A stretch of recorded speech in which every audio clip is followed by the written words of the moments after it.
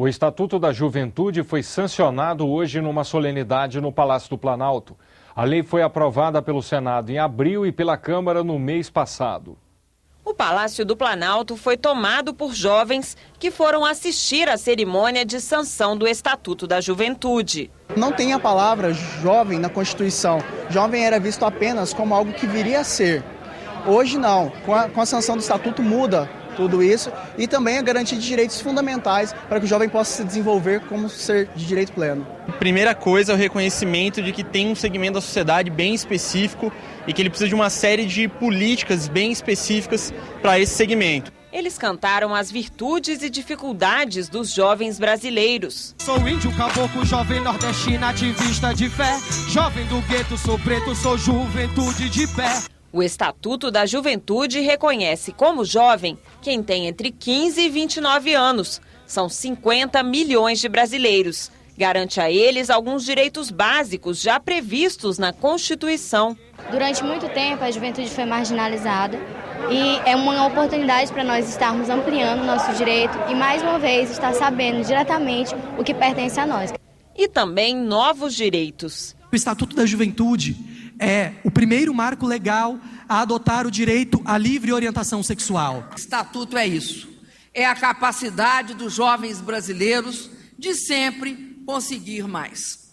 A presidente Dilma Rousseff vetou alguns pontos do texto, mas manteve 40% dos ingressos dos espetáculos culturais e esportivos para a meia entrada, destinada a jovens estudantes e de baixa renda. Meu relatório não tinha essa história de 40%, era meia entrada para toda a juventude que provasse naturalmente, mediante a sua identidade. Mas no geral eu digo que é um avanço, é um marco. Eu trabalhei muito também na aprovação da PEC da Juventude. O segundo passo agora foi o Estatuto da Juventude. Daqui para frente nós temos que trabalhar para implementar o Estatuto, para implementá-lo. Não altera a essência do Estatuto, que é tratar de todos os temas, garantindo não só uma consolidação de direitos, mas avanço em relação aos direitos existentes. Na cerimônia de sanção do Estatuto da Juventude, o assunto que dominou os discursos foi a violência policial contra jovens nas manifestações e nas periferias das grandes cidades. O rapper Gog lembrou o sumiço de Amarildo Dias de Souza, na Rocinha, em 14 de julho, quando ele foi levado a uma unidade de polícia pacificadora. Quantos Amarildos deixarão de existir? No lugar de investimentos em armamentos e construção de presídios, reivindicamos forte incentivo à educação, à cultura, à construção de escolas, não é, gente? Sobretudo, levantar o investimento. A verdadeira arquitetura é a arquitetura humana, porque ela, uma vez levantada, jamais cai. Nós temos de construir as trincheiras para lutar contra essa questão.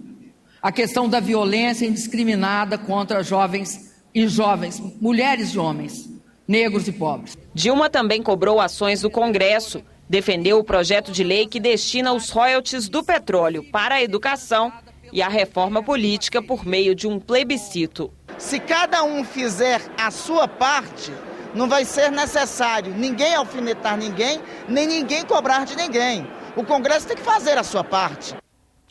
A presidente Dilma Rousseff vetou a meia passagem para jovens no transporte público e a exigência de recursos nos orçamentos públicos para os conselhos de juventude municipais, estaduais e nacional.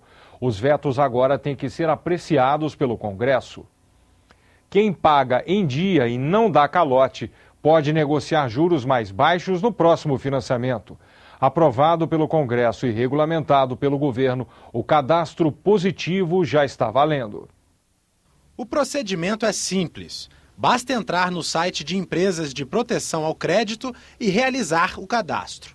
As informações fornecidas pelo consumidor poderão ser consultadas por instituições financeiras.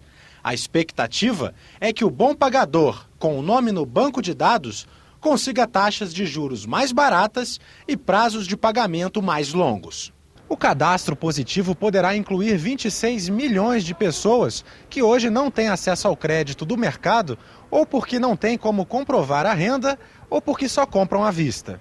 O Banco Central estabeleceu as regras do cadastro. A qualquer momento, o consumidor poderá solicitar a exclusão dos dados. Mas para os economistas do banco, só há vantagens em ter um nome no cadastro positivo. Eu diria que ele beneficia muito as classes menos favorecidas. As classes menos favorecidas elas têm mais dificuldade em mostrar aos agentes provedores de crédito que são bons pagadores.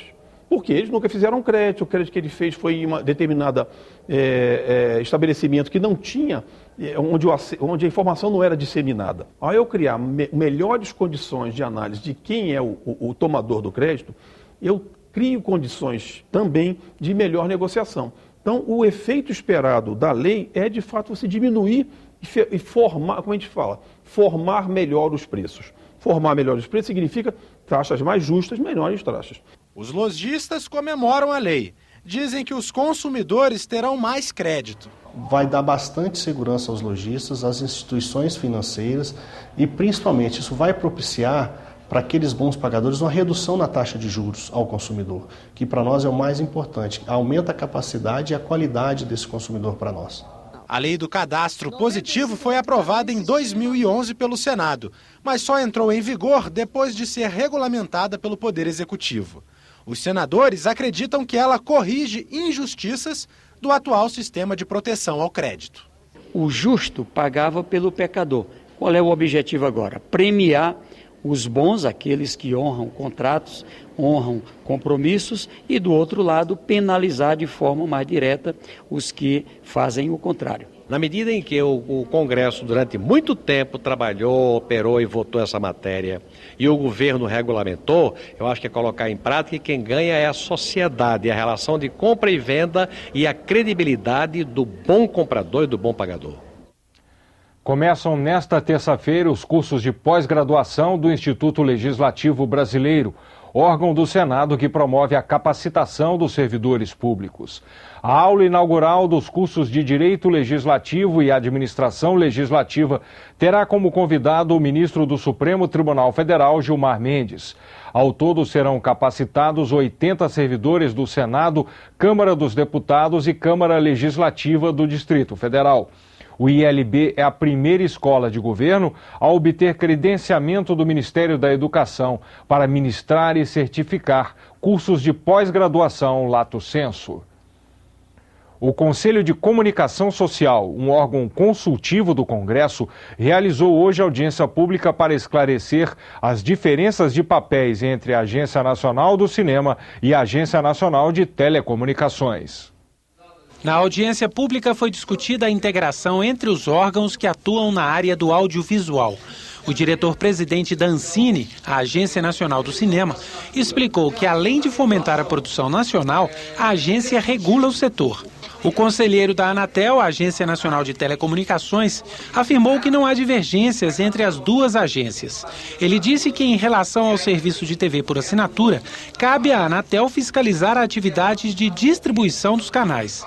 Mas a agência também regula o conteúdo em áreas distintas da Ancine. A agência dialoga com essa visão de garantir o acesso daquele usuário final a um determinado tipo de conteúdo que o legislador estabeleceu.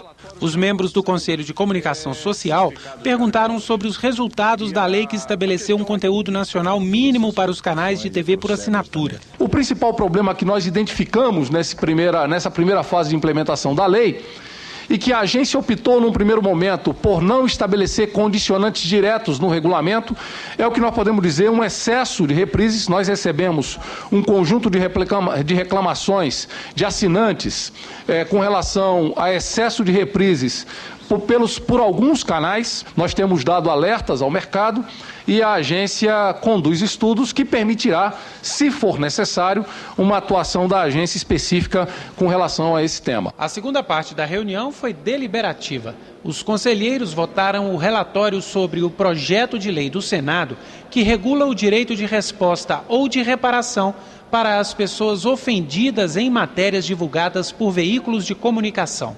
A pedido do presidente do Senado, Renan Calheiros, o Conselho analisou o projeto que está tramitando desde 2011. O relatório aprovado sugere mudanças para adequar o texto ao Código de Processo Civil. Além disso, propõe que o direito de resposta seja exercido apenas em casos de matérias divulgadas com fatos errôneos ou inverídicos.